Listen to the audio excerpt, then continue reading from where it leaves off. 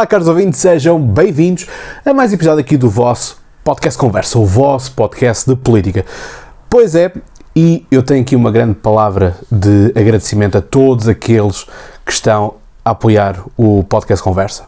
É um gosto enorme poder estar a ver o retorno e já estamos a voltar a atingir os números de outrora. Portanto, significa isto que o público do Podcast Conversa sempre esteve lá. Portanto, muito obrigado pela vossa fidelidade e, portanto, só posso agradecer isso e retribuir, porque a palavra mesmo esta é retribuir, com mais trabalho, com mais desenvolvimento e, portanto, isso é, sem dúvida, importante dar-vos, porque vocês realmente estão a cumprir aquilo que são as expectativas, estão a deixar o like, estão a comentar. Existe o Nuno que está sempre a dizer obrigado pelo trabalho, parabéns pelo trabalho, o Luís que também comenta, dá o seu ponto de vista, e este é que é o ponto, é que nós podemos todos comentar, podemos todos dizer aquilo que nós queremos, sem que tenhamos que entrar na ofensa barata. Portanto, existem pontos de vista. Este ponto de vista dos comentários que eu aqui faço é o meu ponto de vista. Outros pontos de vista existem. Se vocês ligarem as televisões e procurarem os demais analistas que ali estão, se procurarem os analistas que escrevem, se procurarem tudo o que vocês quiserem, os vários podcasts que por aí andam, todos terão opiniões e visões para um lado e para o outro. No final do dia, todas elas são válidas. Se elas estão mais corretas com as nossas linhas de pensamento ou não, isso aí, meus caros amigos, já é outra questão. E isso aí, nem eu, nem qualquer outro analista consegue controlar isso. Bom, gostei muito deste debate, portanto, o debate de LIVRE e Iniciativa Liberal. Portanto, estes debates, ultimamente, se formos a fazer comparação com o que eu já fiz em 2019 e 2022, por exemplo, para eleições legislativas, das duas uma. Ou eu acabei por ficar mais refinado naquilo que eu acho que é interessante ser falado e, portanto, escrevo menos, ou aquilo que está a ser reproduzido na televisão, aquilo que está a ser a mensagem enviada pelos protagonistas na televisão, está a ser menos, está a ser uma quantidade menor ou coisas, menos coisas serem desenvolvidas. Portanto, ponho aqui duas hipóteses. Ou sou eu que banalizo umas coisas e dou ênfase a cada vez menos coisas, porque já existem aqui pessoas que já não é a primeira vez que lhes conhecemos as ideias, não é a primeira vez que estão a falar, portanto, há esta questão. Se vocês se lembrarem, ou se puxarem para trás outras análises que eu fiz em 2022 e 2019, vão ver que existiam muitos debates onde eu facilmente iria às duas páginas, ou pelo menos duas folhas, quero dizer, ou pelo menos duas páginas, portanto, frente e verso. Portanto, é aqui uma reflexão que deixo convosco e quero perceber também do vosso lado. Comentem, por favor, no caso do YouTube, o que é que vocês acham que poderá estar a acontecer. Se vocês também têm essa percepção de que acham que os candidatos, todos eles, portanto, isto é um fenómeno que acontece à esquerda e à direita, todos eles estão a produzir menos, porque o tempo, apesar de ser mísero, são os tais 30 minutos, mas o tempo continua a ser os mesmos 30 minutos para todos, não é? Portanto, exceto a questão do PCP e do Chega, em que eu aqui tenho que fazer honra ao PCP, que tinha ali menos de 2 minutos, grosso modo. Portanto, obviamente isto porque estou a gravar no sábado de manhã, portanto não acompanhei os debates na quarta, na quinta e na sexta, portanto estou a fazer isto de sábado de manhã, portanto aquilo que foi o debate então de quarta-feira às 8 horas. Portanto, aquilo que nós temos o Rui Tavares, portanto temos aqui um debate de dois Ruis. O Rui Tavares, portanto, pelo lado do ecossocialismo e Rui Rocha pelo lado do liberalismo. Ora, aquilo que nós temos aqui por parte do LIVRE é, em linha geral, o Estado de Providência no seu maior esplendor. Quer isto dizer o seguinte, quer isto dizer que, olhando para aquilo que o LIVRE nos vai proporcionando, aquilo que o LIVRE nos vai comentando, nós estamos aqui a ver o Estado de Providência em que o Estado anda ao colo com o cidadão. Se isso é certo, se isso é errado, vai depender da tua perspectiva política, em que confias ou não confias, gostas ou não gostas do Estado de Providência, e também até que ponto nesta régua da providência, mais providência, menos providência, mais Estado, menos Estado.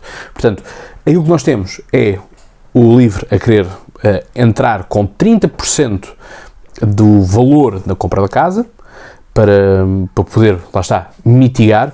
Já o caso do PSD, se não me engano, são 10, 20%, portanto, eles mais ou menos, aqui os partidos andam nessa mesma ordem de ideias. A questão é que aqui temos gastar muito na questão, por exemplo, e eu fico um bocado na dúvida, porque uma coisa são as ideias, outra coisa é aquilo que é o fazível, em que, pela linha do Rui Tavares, tem que haver aqui um equilíbrio, um balanço entre aquilo que são as ideias de reduzir impostos, porque também o LIVRE fala aqui em reduzir alguns impostos, mas aumentar outros, como é óbvio, e, portanto, há aqui um investimento público em equilíbrio com aquilo que é o pagamento da despesa, porque justamente ele diz que reduzir a dívida pública, poupamos em duas coisas, portanto, poupamos na dívida pública e poupamos também nos juros. Portanto, a ideia de, se nós pagarmos as coisas a tempo, não vamos ter que pagar aquilo que são os juros. Portanto, isso aí é perentório, isso aí parece-me bem. Todavia, temos na intervenção seguinte a questão de os mais ricos têm que pagar para podermos subsidiarizar aqueles que não têm ou aqueles que têm menos. Portanto, falam-nos aqui da ideia do passe nacional ferroviário, em que poupa-se 70 euros, e também o subsídio para os pais e mães solteiros. Isto aqui eu consigo entender, até porque sou filho de pais divorciados, portanto, explica aqui a minha razão de perceber isto, porque nós sabemos, e foi o meu caso, de muitas famílias, quando é o divórcio, uma das partes vai ficar com a guarda das crianças, guarda total, ou guarda partilhada com o regime de 15 dias, mas existe a outra parte que vai ter que pagar um subsídio de alimentação, não é? Portanto, uma pensão de alimentação, que nós sabemos que muitas vezes isso não acontece. Portanto, tem que ser a própria Segurança Social, muitas vezes, a ficar garante dessa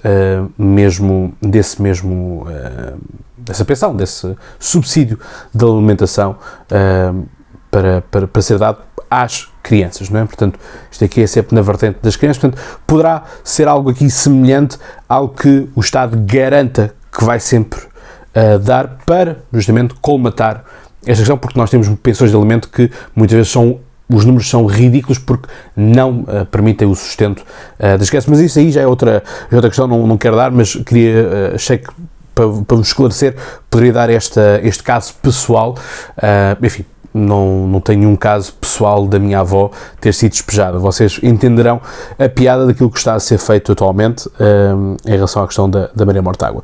Portanto, no caso do Rui Rocha, nós temos a questão de baixar o IRS, e portanto ele dá o caso do tal caso, ele dá caso do caso que ele gosta sempre de falar, que são os 1.800 euros brutos, em que no final do ano essa pessoa terá guardado no seu bolso cerca de 2.000 euros no anual. Portanto, licenças mais rápidas, justamente nesta questão da habitação, porque isto da habitação vai ser um problema. Nós não podemos fazer com que a habitação seja um problema crónico em todos os debates, em todas as leituras, em que nós andamos anos após anos e o problema mantém-se ou até mesmo se agrava. Portanto, temos que cortar com isso, porque isso é mau, tanto para o campo da esquerda como para o campo da direita, porque vão ficar todos reféns deste tema e todos vão ser apontados por o problema se manter. Portanto, não é a questão de se resolvem, é por ele se manter.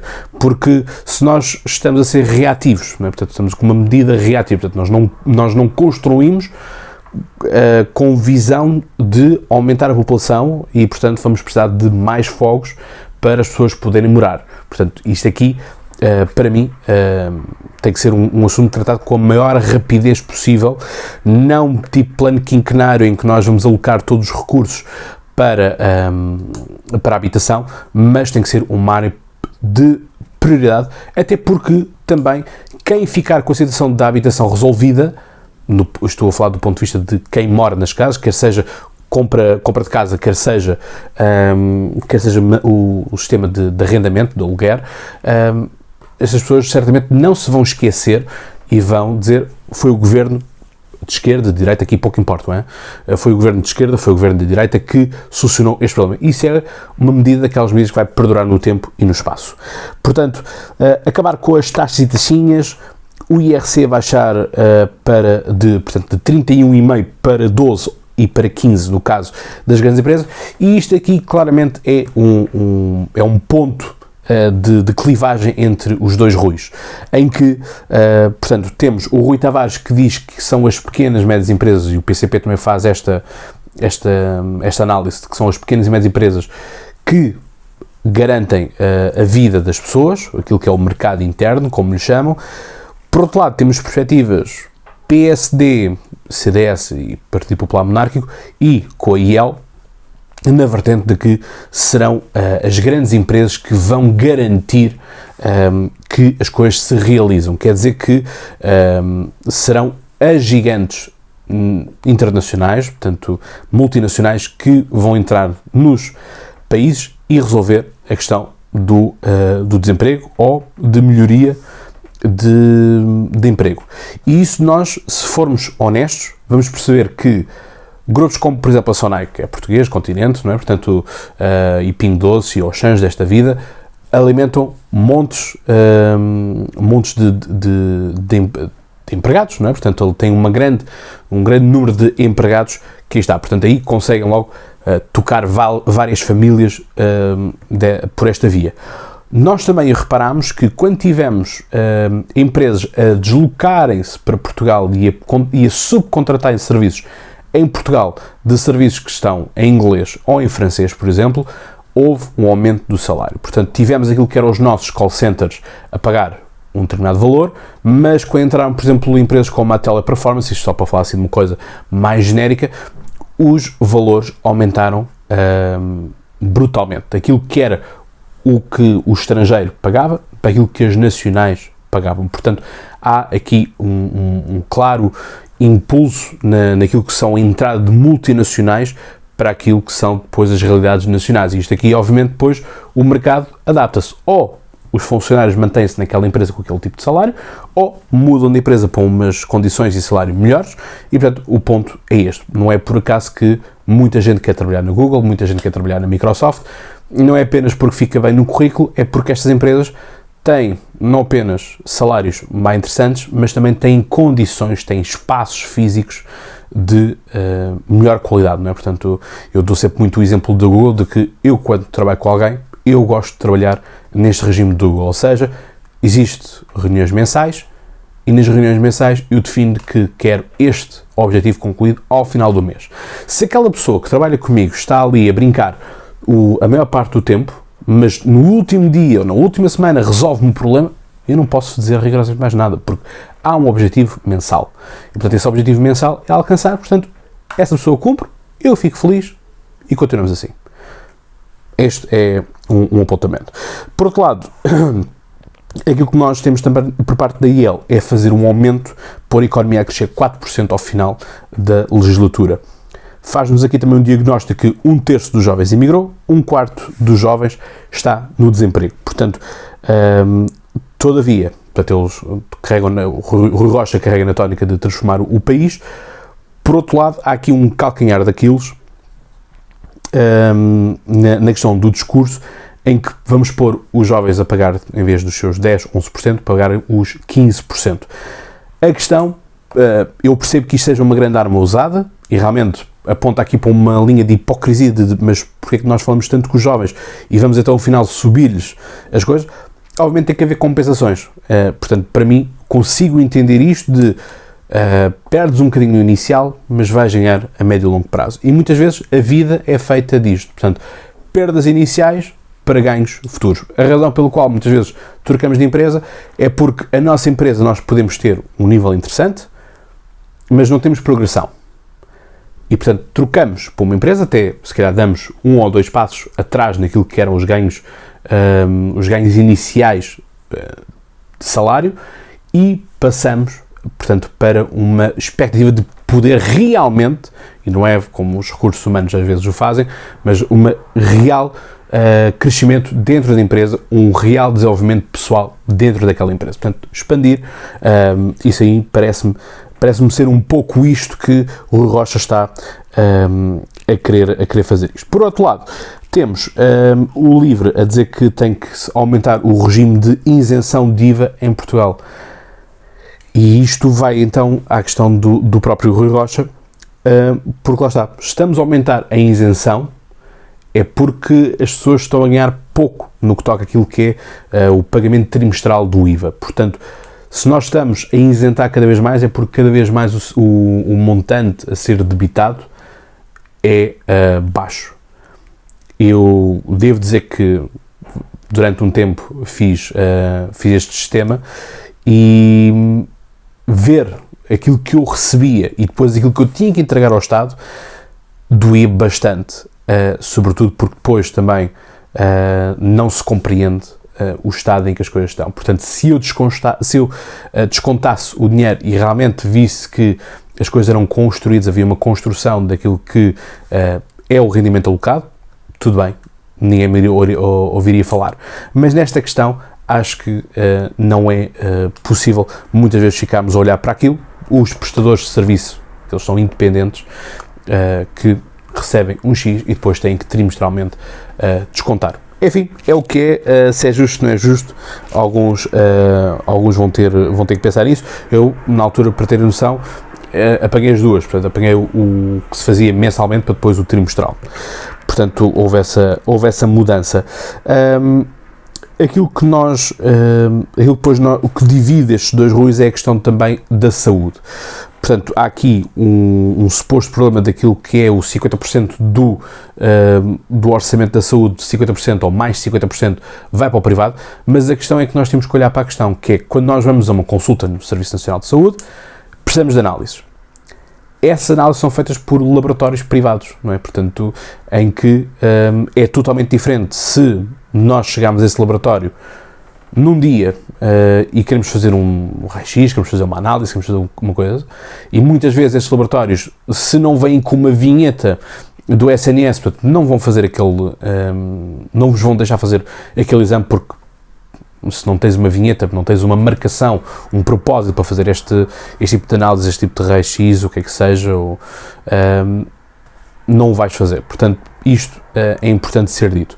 Portanto, obviamente que o Estado aloca recursos daquilo que é o Orçamento de Estado para fazer aquilo que se chama a comparticipação naquilo que são as coisas, assim como também deste bolo, certamente, da saúde, sairão recursos para aquilo que são as comparticipações dos medicamentos. Portanto, é muito fácil nós criticarmos de que vai para o privado, mas se calhar se começarmos a ver as parcelas e a razão pelo qual as coisas são assim, então se calhar começamos a ter uma outra visão do país. E, portanto, aquilo que eu quero dizer aqui, vocês poderão concordar ou não concordar, é que uma diabolização só porque sim do privado e de darmos dinheiro ao privado, para mim, não faz sentido. Se vocês disserem que esse dinheiro devia ser todo realocado para termos laboratórios nacionais em que fazemos as análises, fazemos tudo naqueles laboratórios nacionais, isso aí, se conseguimos fazer isso num curto espaço de tempo em que não existe uma quebra naquilo que são estas várias rodas no nosso sistema, no nosso Serviço Nacional de Saúde, isso aí já posso comprar essa ideia convosco. Agora, se é para fazer aqui uma paragem brusca e as rodas, as engrenagens ficarem perras, então não obrigado. Mas isto é a minha visão. Portanto, depois temos aqui esta questão também da concorrência na saúde. Portanto, a ideia de pormos o privado a concorrer com o público, ou seja, ver quem é que trata mais, ver quem é que trata melhor. Apesar de o Rui Tavares dizer que mas o privado sabe tudo sobre o público e o público não sabe nada sobre o privado. É assim, eu não sei quanto a vocês, mas numa empresa rapidamente se descobre quem é que ganha o quê, por fazer o quê e de que forma. Portanto, certamente não será muito difícil, no caso de que exista uma ordem dos médicos, não é? Uma ordem dos enfermeiros, uma ordem dos farmacêuticos e tudo mais, portanto, começar a perceber quem ganha o quê, em que setor e tudo mais. Até porque nós falamos de não sei quantos ganha mais X% no privado, porque tem mais benesses no privado, porque isto, por aquilo. Portanto, é só pegar, portanto, só não faz esse tipo de estudo quem não quer, quem não tem vontade, porque quando é para revirar a vida de toda a gente, todos nós sabemos que o público e o privado consegue fazê-lo. Portanto, amigos, isso para mim não cola. Portanto, a questão do o privado, o público não consegue saber as coisas do privado, para mim é grande treta, até porque basta apenas irmos às folhas de IRS. Portanto, é por aí. Portanto, é esta questão da concorrência para podermos então facilitar as coisas, porque há aqui uma coisa que o pessoal ainda não entendeu, que é como é que é possível que nos períodos, regra geral, nos períodos em que a esquerda está no poder, é quando mais aumentam os seguros de saúde. Então, aquilo que nós podemos deduzir é que um governo socialista, como tivemos nesses últimos tempos, um governo socialista é excelente para as seguradoras de saúde, sobretudo. Estamos a falar na questão das seguradoras de saúde. E, portanto, de ir ao privado. Portanto, entendo o que eu estou aqui a querer dizer e explicar-vos, é um pouco por aí. Portanto, a ideia do pobre versus o rico, a forma como nós entramos no restaurante mais rico é diferente da forma como nós entramos no restaurante mais pobre. Enfim, vale o que vale. Depois temos aqui a questão das automações que o Rui Rocha nos fala, e portanto aqui a célebre piada então de taxar o semáforo para que o sinaleiro continue. Há aqui uma coisa que nós temos que perceber, e eu acho que há pessoas que não conseguem entender isto, que é a inteligência artificial pode roubar o trabalho de algumas pessoas. Sim, é verdade. Mas também é verdade que as máquinas a vapor também roubaram o trabalho de muita gente. E parece que estamos a querer voltar ao ludi, não é? Portanto, aos ludistas, que eram pessoas que se organizavam para, durante a noite ou durante o dia, irem escavacar, partirem as máquinas a vapor, porque elas estavam a tirar o trabalho a, vamos supor, 1000 trabalhadores. Porque o que nós olhamos para as fontes primárias das descrições é que temos fontes primárias que nos dizem que aquela máquina a vapor em determinado fazia o trabalho de 100, 300, 1000 homens, enfim, depende das máquinas. E, portanto, não é por nós partirmos a máquina a vapor, portanto, ou seja, a tecnologia já está, a inovação já lá está. Portanto, não é por eu partir aquela máquina que outras máquinas vão deixar de ser produzidas. Portanto, não é por isso que as pessoas sabem que aquilo é melhor, é mais rápido, e, portanto, as pessoas vão deixar de o fazer. Não. Não é por nós andarmos a partir carros elétricos que os carros elétricos vão deixar de ser produzidos. Isso não funciona assim. Portanto, temos que ter uma mentalidade progressista. Portanto, nós queremos ser progressistas, não é? Mas só queremos ser progressistas para algumas coisas. Para outras coisas não conseguimos ser progressistas. Ficamos tão bloqueados na nossa realidade que não conseguimos olhar para a realidade que está um pouquinho à nossa frente para trabalharmos essa mesma progressividade. Portanto, há que ser progressista e, ok, a inteligência artificial vai-nos roubar aqui algumas coisas, mas a inteligência artificial não consegue ainda suplantar, e espero que nunca lá chegue, suplantar aquilo que são as qualidades humanas. Com todas as suas qualidades, todos os seus defeitos, mas o humano é sempre um humano. Portanto, se existem fábricas que podem fazer automação, melhor. Porque podemos fazer, se nós fazemos, porque o Rui Tavares diz que quem defende o trabalho mecanizado vai se transformar em trabalho mecanizado, portanto, por essa via vamos ser robôs. Mas a questão é, o Rui Tavares é o mesmo Rui Tavares que, a seguir, vem dizer que nós temos que ter semana de 4 dias de trabalho, de que a compreensão, isto é uma frase, para mim é a melhor frase que o livro tem deste debate, que é a compreensão da vida dos trabalhadores é uma boa gestora. Isto é excelente. E eu assino por baixo.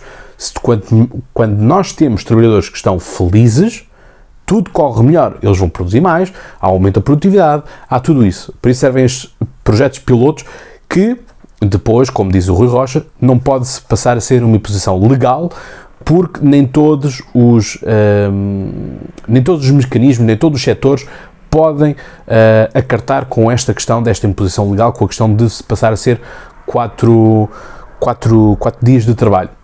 A agricultura não vai ser de só trabalhamos segunda, terça, quarta e quinta e sexta, sábado e domingo a agricultura parou. Portanto, não há nada a acontecer no mundo da agricultura.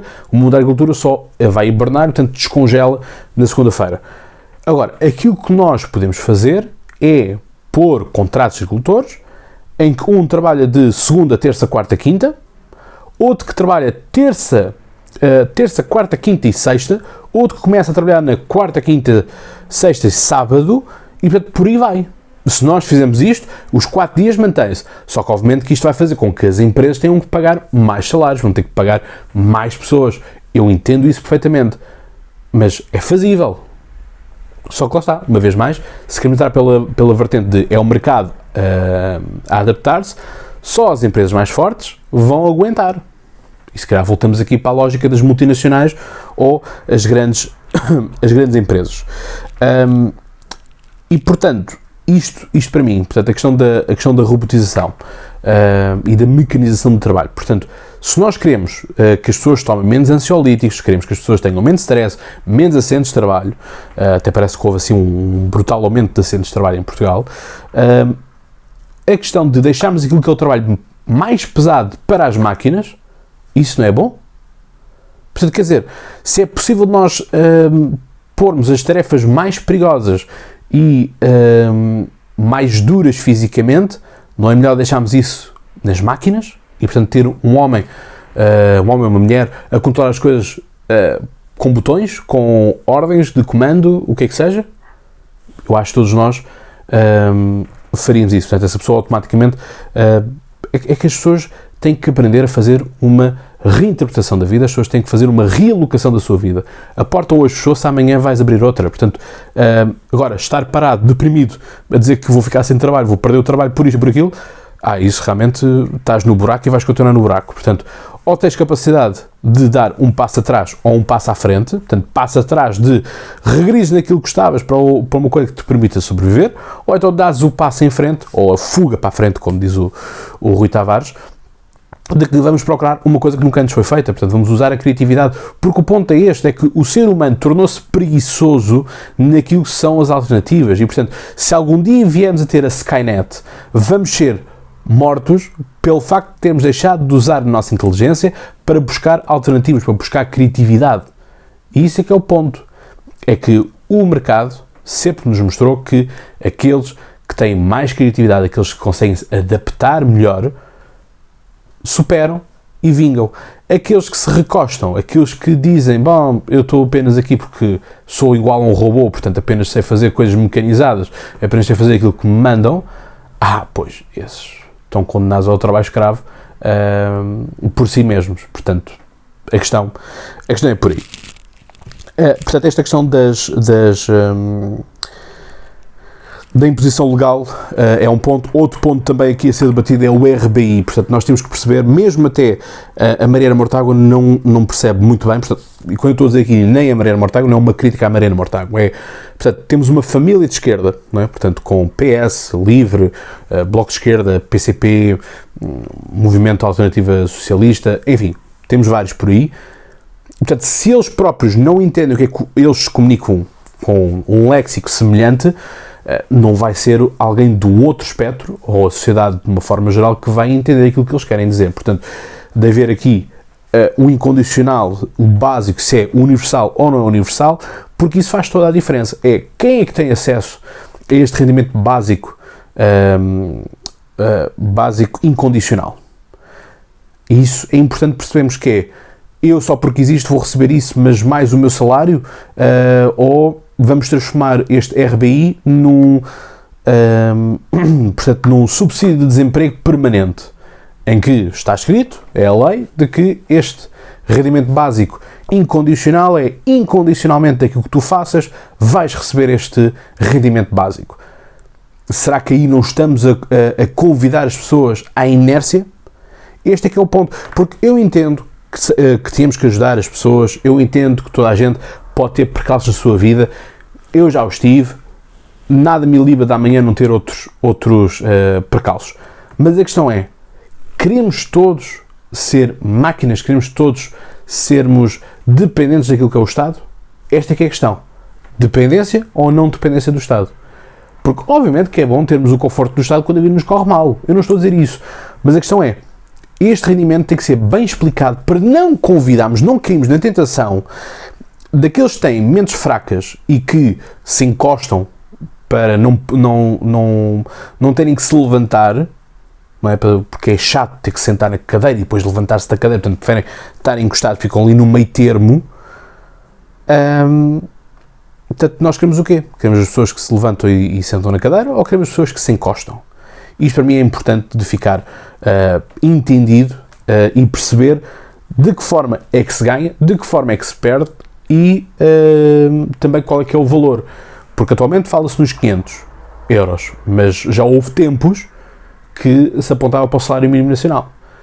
Então, por que raio que eu vou trabalhar se posso, ou perto do salário mínimo nacional, portanto, por que raio que eu vou trabalhar se posso ganhar o mesmo ficando em casa? Portanto, isto aqui são suposições porque a medida não está bem explicada, a meu ver. Portanto, eu preciso que me expliquem melhor isto para podermos dizer que isto é interessante ou não é interessante. Porque lá está, daquilo que é um rendimento básico, porque nós queremos dar aqui um boost naquilo que é o orçamento familiar, se não estamos com este boost a transformá-lo naquilo que é um starter pack, ou seja, aquilo que devia ser um extra no rendimento, não se vai transformar numa subsidiação e, portanto, numa subsidiodependência, para usar este termo, que alguns gostam, outros não. Mas é isto. Portanto, esta é a minha questão, esta para mim é a grande dúvida que eu tenho. Portanto, é por aí. Foi um debate interessante, na parte final começaram a falar um por cima do outro, mas de uma forma geral, acho que todos puderam, os dois, portanto, neste caso, tiveram a oportunidade de exprimir-se, tiveram a oportunidade de dizer ao que vinham, de explicar umas políticas melhores do que outras e, portanto, gostei. Mais debates deste género, por favor, é aquilo que nós queremos, porque o debate, vou ver aqui uma coisa, o debate não tem que ser o não sei quantos humilhou o outro, tem que ser um debate de explicar, ganhar o debate. Claro que é importante ganhar um debate, mas vamos ganhar o debate a quem? Vamos ganhar um debate para a nossa claque? Vamos ganhar um debate porque humilhamos a claque do outro? Ou vamos ganhar o debate para aqueles que estão em casa e não sabem muito bem em quem vão votar e dizem, esta pessoa até diz umas coisas acertadas, é isto que eu quero. Este é que é o ponto. É isto que nós devemos perceber. O que é ganhar um debate? É isso. Portanto, caros ouvintes, muito obrigado pelo vosso tempo também, porque tempo é dinheiro, não é? E eu vou gastá-lo contigo, não é? Portanto, até porque tempo é tudo aquilo que eu tenho para te dar. Não, relaxem que eu nunca fui grande fã de Agir, mas esta música na altura estava em repeat e deu-me jeito para uma campanha eleitoral. Portanto, daí conhecer um pouco este refrão, porque foi usado em campanha eleitoral. Portanto, muito, muito obrigado por todo o vosso carinho, por toda a vossa presença e, portanto, já sabem, vemo-nos no próximo episódio. Como eu digo, vocês sabem, então, mais de cor, até lá tem boas conversas e já agora procura, investiga, compreende as medidas daquilo que são da tua opção, do teu partido, mas também dá uma chance de perceber o que é que outros partidos também querem, para teres a certeza de que aquilo que tu queres é realmente aquilo que tu queres. E mais importante que tudo, mais do que fazer este tipo de trabalho, é dia 10 de março levantares da cadeira, da cama, ou até mesmo desencostares-te da parede e ires votar, porque nós precisamos de votar. Portanto, é isso. Obrigado e até à próxima. Um abraço.